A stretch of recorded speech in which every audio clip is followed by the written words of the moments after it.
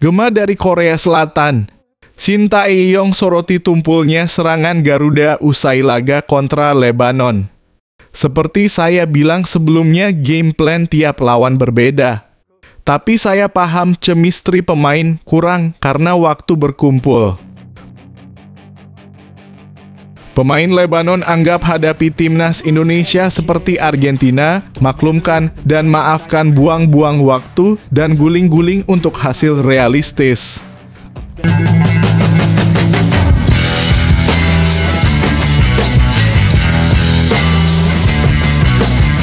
Sebelum kita lanjut ke berita terlengkapnya, alangkah mulianya bagi kalian untuk tekan tombol like, dan yang belum subscribe, tolong subscribe channel ini.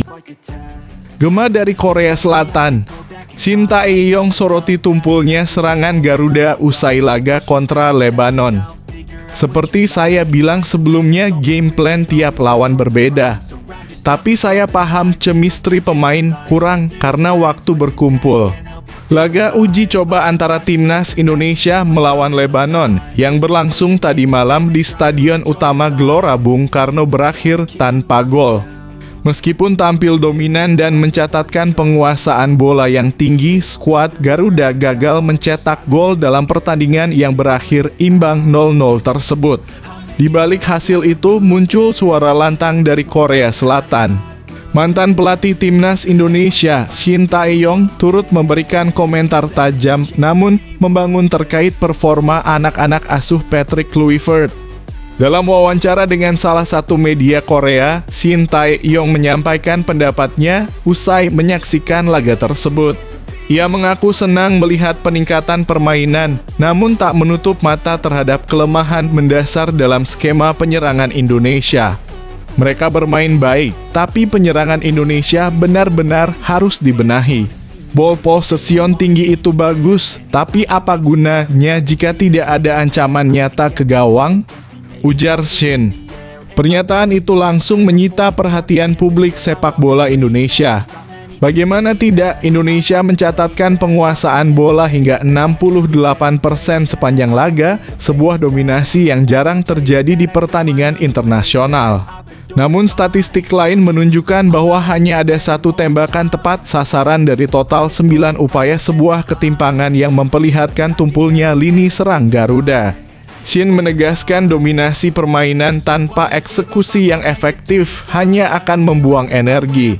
Menurutnya, pemain Indonesia sudah menunjukkan kemajuan dari segi teknik dan mentalitas, tetapi masih terlihat kebingungan saat memasuki sepertiga akhir lapangan. Saya melihat semangat juang yang tinggi. Mereka mengontrol tempo permainan dengan baik. Itu hasil dari latihan keras dan peningkatan kualitas individu pemain. Namun dalam sepak bola, menguasai bola saja tidak cukup, lanjutnya. Pelatih asal Korea Selatan itu juga memberikan sorotan terhadap pendekatan taktik yang digunakan Patrick Kluivert. Ia menilai minimnya kreativitas di lini depan bukan semata karena pemain, melainkan bisa jadi karena instruksi yang kurang tajam. Saya mengerti bahwa chemistry para pemain masih minim karena baru bergabung beberapa hari sebelum pertandingan. Tapi jika ini terus berulang, maka penyesuaian taktikal harus segera dilakukan oleh pelatih, tegas Shin. Menurutnya, Kluivert harus bisa memanfaatkan kualitas individu pemain Indonesia dengan strategi yang lebih dinamis. Pergerakan tanpa bola, variasi serangan, serta penyelesaian akhir yang efektif adalah hal yang wajib dibangun sejak dini jika ingin bersaing di level lebih tinggi. Shin Tae-yong juga mengingatkan bahwa timnas Indonesia sedang dalam periode penting menjelang lanjutan kualifikasi Piala Dunia 2026 zona Asia. Ekspektasi publik sangat besar terhadap Kluivert yang membawa nama besar sebagai mantan pemain top Eropa.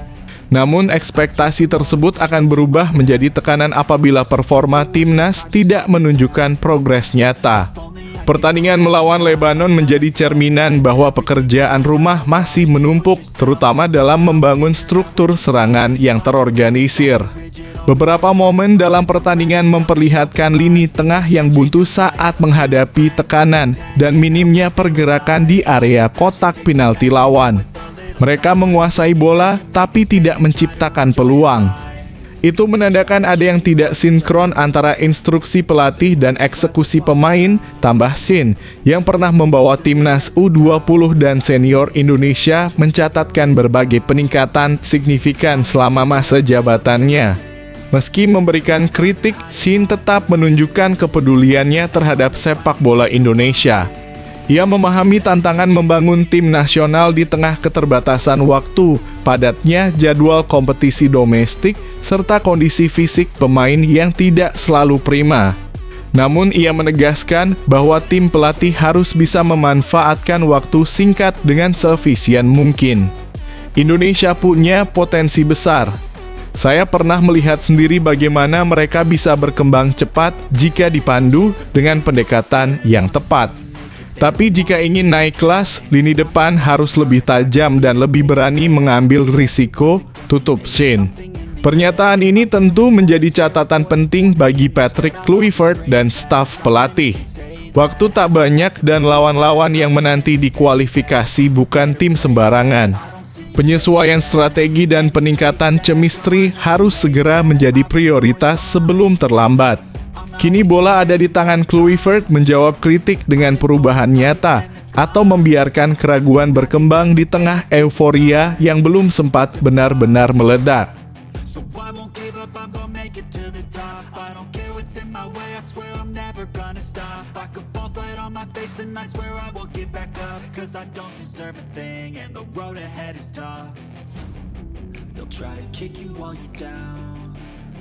They wanna rise up while you drown.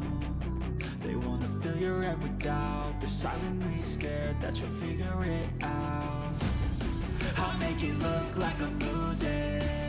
Pemain Lebanon anggap hadapi timnas Indonesia seperti Argentina, maklumkan dan maafkan, buang-buang waktu dan guling-guling untuk hasil realistis.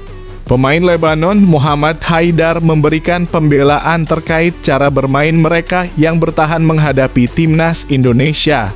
Lebanon berhasil menahan imbang 0-0 lawan timnas Indonesia di Stadion Gelora Bung Tomo, Surabaya pada Senin (8 September 2025). The Seeders berhasil bertahan dari gempuran timnas Indonesia yang tampil lebih dominan. Hasil ini pun membuat sang pelatih Miodrag Radulovic puas dengan performa pemainnya. Pertama-tama saya ingin mengucapkan terima kasih untuk PSSI yang mengundang kami untuk memainkan pertandingan yang bagus ini, kata Radulovic. Kami datang dengan liga domestik belum mulai dan ketika kami melihat siapa yang kami lawan hari ini, tidak ada pemain yang ingin kalah.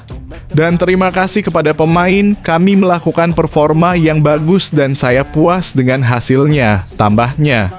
Sementara dari sisi pemain, Mohammad Haidar juga memberikan kredit khusus untuk hasil imbang 0-0 lawan Indonesia ini. Ia menganggap wajar bila pemainnya tampil dengan segala usaha untuk hanya berharap untuk hasil imbang dan tidak kalah. Haidar pun yakin bila timnas Indonesia bertemu tim kuat macam Argentina atau Brasil pun, Garuda akan berbuat sama seperti Lebanon.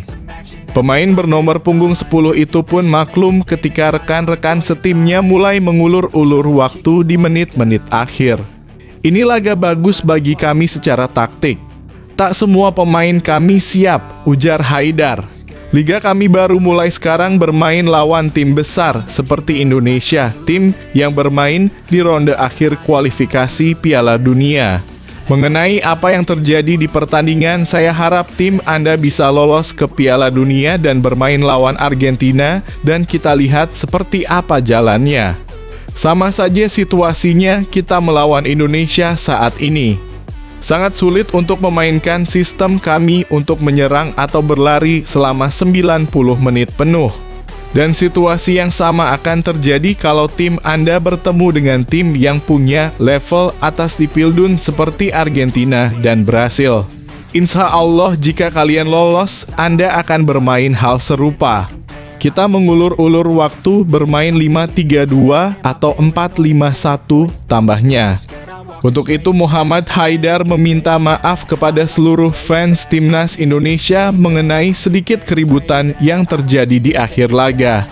Ia mengaku tidak bermaksud mencari masalah atau membikin jengkel pemain atau supporter Indonesia. "Jadi saya minta maaf atas apa yang terjadi di pertandingan," kata Haidar. "Ini soal sepak bola, saya tidak bermaksud untuk berkelahi dengan pemain manapun atau membuat masalah dengan orang Indonesia. Terima kasih banyak dan sekali lagi, kami minta maaf," tambahnya.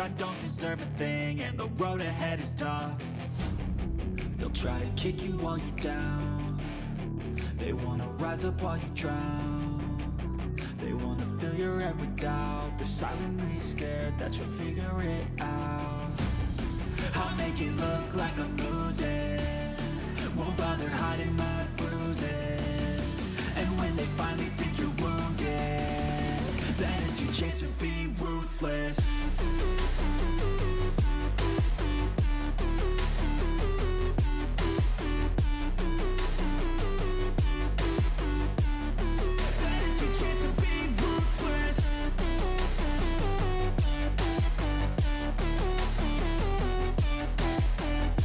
Mengejutkan publik, Patrick Kluivert ngamuk pemain timnas Indonesia ribut dengan personil Lebanon.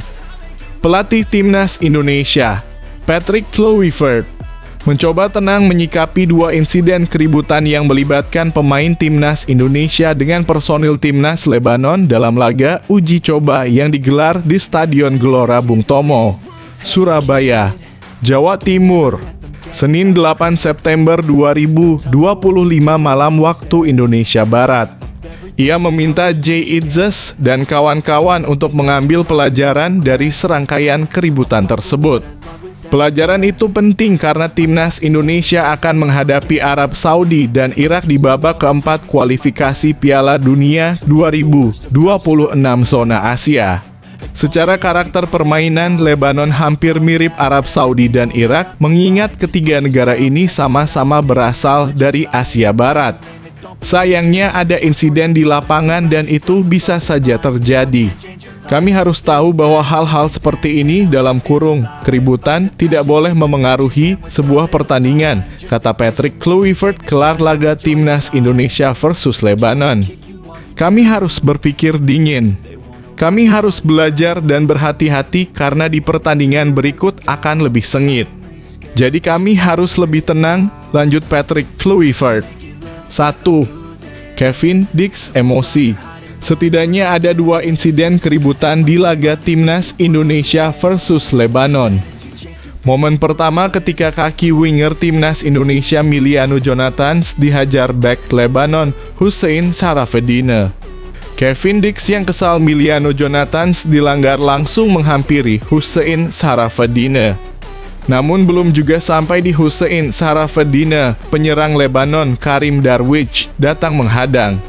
Dengan tubuh besarnya, Karim Darwish memegang jersey Kevin Dix. Kapten timnas Indonesia Jay Itzes coba melerai hingga akhirnya Karim Darwish dan Kevin Dix diberi peringatan oleh wasit. 2. Tom Haye tolak salaman. Insiden kedua melibatkan Tom Haye. Kesal pemain Lebanon mengulur-ulur waktu, Tom Haye mendorong keras pemain belakang Lebanon Hussein Zain. Dari situlah insiden saling dorong terjadi hingga menyebabkan Jay Itzes mendapatkan kartu kuning. Kelar pertandingan, Tom Haye menolak bersalaman dengan seluruh staf dan pemain Lebanon yang menjulurkan tangan kepada gelandang anyar Persib Bandung tersebut.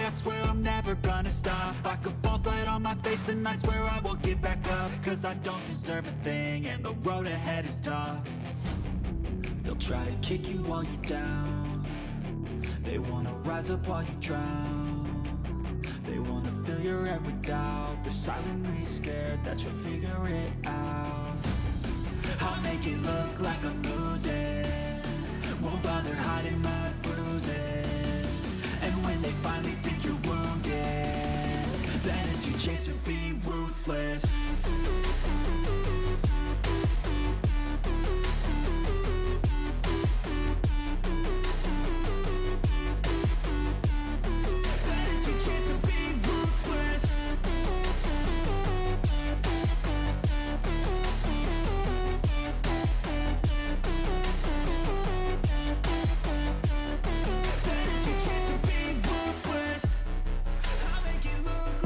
Siapa suksesor Mohamed Salah di Liverpool?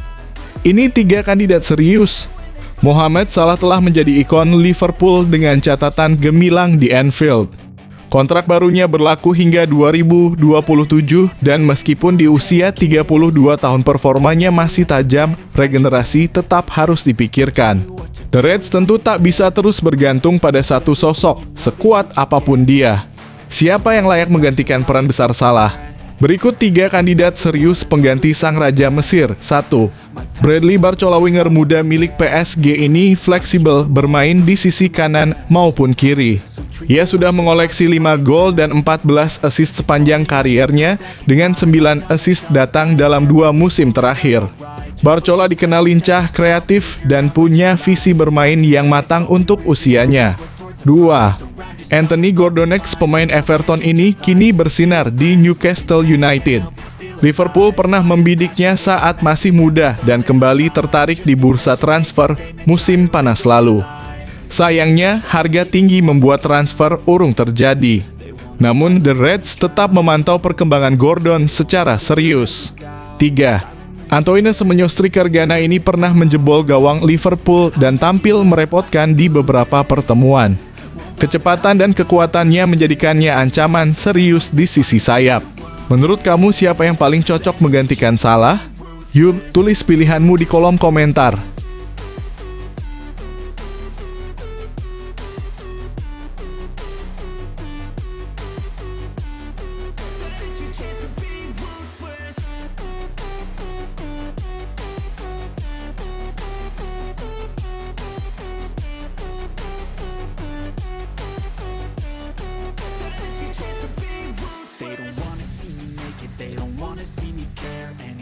Make some progress, I can see that they compare. I think everyone's against me, maybe something in the air. Am I paranoid? I swear a void is forming and they're scared I walk a straight path. Not many can say that. I'd like to play fast, cross me and there's payback. You better pray that I don't see your face at any place that I go. I know you hate that. I've been doing fine, I'm not wasting any more time.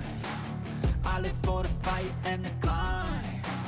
I think that the pain that's deep inside is what defines. So I won't give up, I'm gonna make it to the top. Dia seperti Didier Drogba, Chelsea jual cadangan ideal Liam Delap seharga Rp714 miliar. Bursa transfer musim panas Chelsea penuh kejutan. The Blues menggelontorkan lebih dari 300 juta untuk 9 pemain baru, termasuk 6 penyerang.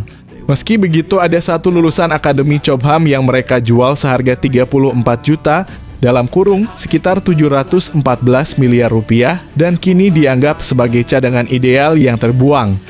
Liam Delap yang cedera hamstring saat derby London Barat lawan Fulham harus keluar awal dan meninggalkan lubang di lini depan. Sementara itu, Nicholas Jackson yang sempat dibekukan peluang pindah ke Bayern Munich akhirnya dilepas dengan biaya pinjaman 14 juta plus kewajiban beli 56,2 juta. Chelsea juga memanggil kembali Mark Guiu dari Sunderland, tapi dia belum tentu dapat banyak kesempatan main karena persaingan ketat di lini serang dengan João Pedro, Cole Palmer, dan lainnya. Situasi rumit ini sebenarnya bisa dihindari jika Chelsea tetap mempertahankan Liam Delap yang pernah dibandingkan dengan legenda klub Didier Drogba. Sama seperti Tammy Abraham, lulusan Cobham yang kini bersinar di Besiktas usai perjalanan berliku di Chelsea dan pinjaman ke Milan. Rio Ferdinand pernah memuji Abraham, menyebut permainannya ala Drogba dengan kemampuan bertahan bola dan finishing yang luar biasa. Apakah Chelsea sudah melewatkan kesempatan emas dengan melepas Delap? Menurutmu, siapa striker Chelsea yang paling underrated saat ini?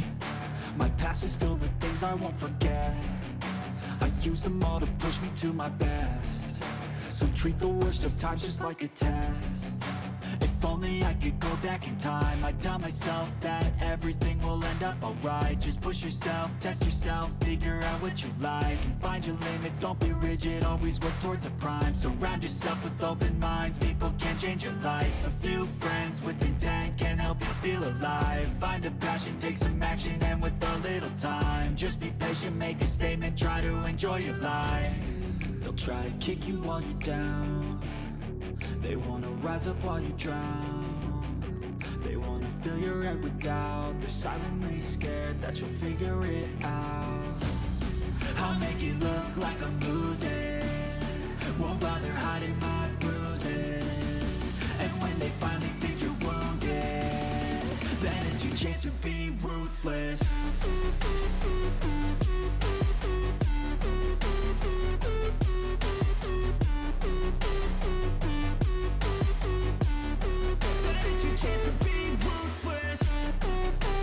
Nyesel, Barcelona dirumorkan bakal kembalikan Rashford ke Manchester United. Kabar mengejutkan datang dari Spanyol. Baru 2 bulan bergabung, Marcus Rashford dirumorkan akan segera dipulangkan ke Manchester United. Dikutip dari Marca, Barcelona disebut mulai menyesal meminjam Rashford lantaran performanya dianggap belum memenuhi ekspektasi Hansi Flick dan manajemen klub. Rashford awalnya didatangkan untuk menambah kedalaman lini depan Blaugrana. Namun sejauh ini kontribusinya minim baik dari segi gol maupun assist. Lebih dari itu, gaya mainnya dinilai belum nyetel dengan filosofi permainan Barcelona. Bahasa tubuhnya di lapangan pun kerap disorot, terlihat kurang nyaman dan tidak percaya diri. Rumor menyebutkan bahwa pemulangan Rashford bisa terjadi lebih cepat jika situasi tidak membaik. Di sisi lain, Manchester United disebut siap menyambut kembalinya sang pemain mengingat lini depan mereka juga belum stabil. Ada juga spekulasi bahwa isu ini bukan hanya soal performa, tetapi juga sikap dan dinamika di ruang ganti. Namun banyak pakar menilai terlalu dini menyimpulkan transfer ini sebagai kegagalan. Menurut kamu, apakah Barcelona sebaiknya bersabar atau memang harus melepas Rashford lebih cepat? Yuk, tulis pendapatmu di kolom komentar.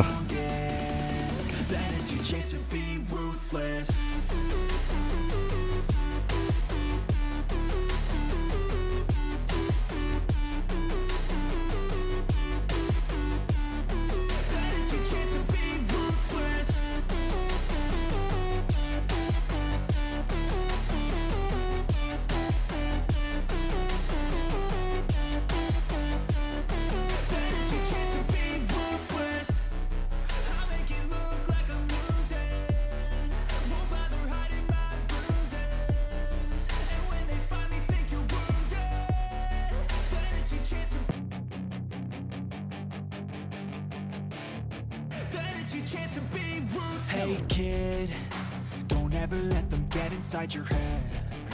They'll tell you what to do in life instead of everything you know that you could get. Don't let them guide your life towards regret. I'll fight for what I love with every breath. My past is filled with things I won't forget. I use them all to push me to my best. So treat the worst of times just like a test. If only I could go back in time, I'd tell myself that everything will end up alright. Just push yourself, test yourself, figure out what you like, and find your limits, don't be rigid, always work towards a prime. Surround yourself with open minds, people can change your life. A few friends with intent can help you feel alive. Find a passion, take some action, and with a little time, just be patient, make a statement, try to enjoy your life. Kondisi terkini Bukayo Saka, bintang Arsenal beri sinyal positif setelah cedera hamstring. Setelah beberapa pekan absen karena cedera hamstring, bintang Arsenal Bukayo Saka akhirnya memberi kabar yang ditunggu-tunggu fans. Lewat unggahan singkat di Instagram, Saka tampak duduk santai sambil menggendong anjing kesayangannya di tengah perayaan ulang tahunnya yang ke-24. Terima kasih atas semua pesan kalian, tulisnya singkat, disertai emoji hati putih, sebuah sinyal positif di tengah kekhawatiran soal cederanya. Saka sebelumnya ditarik keluar saat Arsenal menang atas Leeds United, terlihat memegangi bagian belakang kakinya. Cedera ini langsung menimbulkan kecemasan karena musim lalu ia sempat absen cukup lama akibat masalah serupa. Pelatih Mikel Arteta mengonfirmasi bahwa Saka akan absen beberapa minggu. Meski diperkirakan bisa kembali pada 21 September, ia belum tentu langsung menjadi starter. Nama-nama seperti Noni Madueke, Ethan Nwaneri, dan Max Doman disiapkan untuk mengisi posisinya. Arsenal kini dihantam badai cedera dari Odegaard, Havertz, hingga William Saliba yang juga mundur dari laga timnas Prancis. Menurut kamu, apakah Arsenal bisa tetap solid tanpa Saka di beberapa laga ke depan? Yuk, tulis pendapatmu di kolom komentar. that the pain that's deep inside is what defines. So I won't give up, I'm gonna make it to the top. I don't care what's in my way, I swear I'm never gonna stop. I could fall flat on my face and I swear I will get back up. Cause I don't deserve a thing and the road ahead is tough. They'll try to kick you while you're down. They wanna rise up while you drown. They wanna fill your head with doubt. They're silently scared that you'll figure it out. I'll make it look like I'm losing, won't bother hiding my bruises. And when they finally think you're wounded, then it's your chance to be ruthless.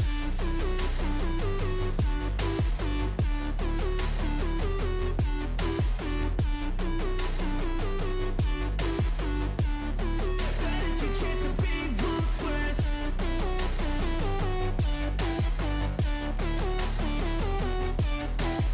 Strategi baru Manchester City, Donnarumma, dan evolusi filosofi Pep Guardiola yang tak terduga. Josep Guardiola selalu tampil sebagai sosok yang sulit diprediksi dalam dunia sepak bola. Selama 2 dekade berkarier sebagai pelatih, ia telah membangun reputasi sebagai arsitek sepak bola modern yang penuh dengan paradoks. Filosofi sepak bolanya memang sudah dibedah habis melalui berbagai buku dan analisis mendalam. Meski demikian, Guardiola tetap mampu menjaga misteri dan selalu membuat langkah yang tak terduga. Keputusannya mendatangkan Erling Haaland sempat menuai keraguan dari berbagai pihak. Namun striker asal Norwegia itu justru berhasil menghancurkan berbagai rekor di Premier League. Kini giliran Gianluigi Donnarumma yang masuk dalam proyek besar Guardiola di Manchester City. Langkah ini kembali memunculkan pertanyaan besar tentang arah evolusi tim dan perubahan wajah Citizens. Guardiola memang bukan tipe pelatih yang mudah ditebak gerak-geriknya. Ia bahkan menolak istilah tiki-taka yang sudah melekat padanya sejak era gemilang di Barcelona, meski gaya tersebut identik dengan dominasinya. Keputusan-keputusannya seringkali bertolak belakang dengan ekspektasi umum publik. Pernah membangun tim yang dipenuhi gelandang, namun justru meraih treble dengan formasi 4 bek tengah. Ia juga pernah bermain tanpa striker klasik dalam waktu lama. Kemudian tiba-tiba menghadirkan Haaland yang merupakan predator murni di area penalti. Paradoks inilah yang membuat Guardiola selalu relevan dalam perkembangan sepak bola modern. Ia tak pernah terjebak dalam satu pola permainan dan seolah ingin menunjukkan bahwa sepak bola adalah ruang tanpa batas untuk melakukan inovasi. Ketika Manchester City merekrut Haaland, banyak kalangan yang menunjukkan sikap skeptis. Striker Norwegia tersebut dianggap tidak sesuai dengan gaya Guardiola yang menuntut penyerang ikut serta dalam membangun permainan. Analisis detail mengenai kelemahan Haaland sempat mendominasi perdebatan publik.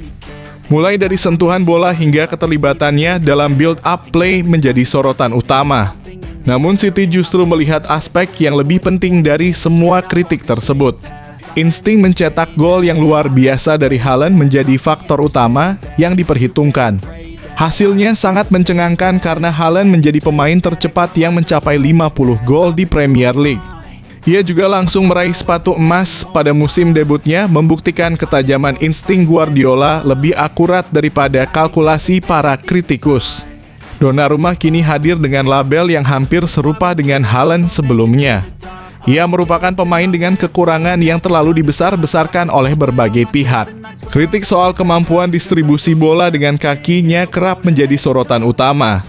Padahal faktanya, ia adalah salah satu shot stopper terbaik di dunia saat ini.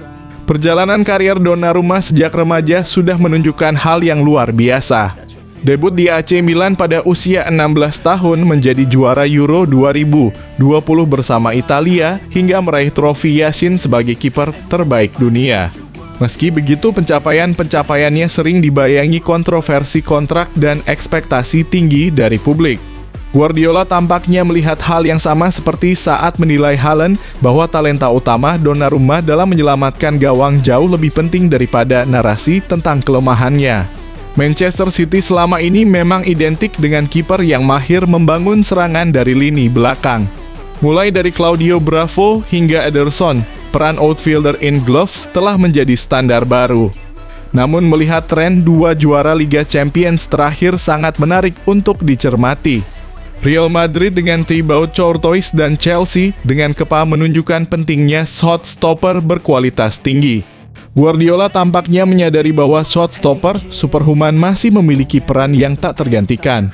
Dengan kehadiran Donnarumma, City mungkin akan sedikit kehilangan kendali dalam penguasaan bola. Namun justru hal tersebut bisa membuat tim lebih siap menghadapi transisi cepat lawan. Sebuah evolusi yang berpotensi membuat City lebih berbahaya dalam berbagai skenario pertandingan yang berbeda.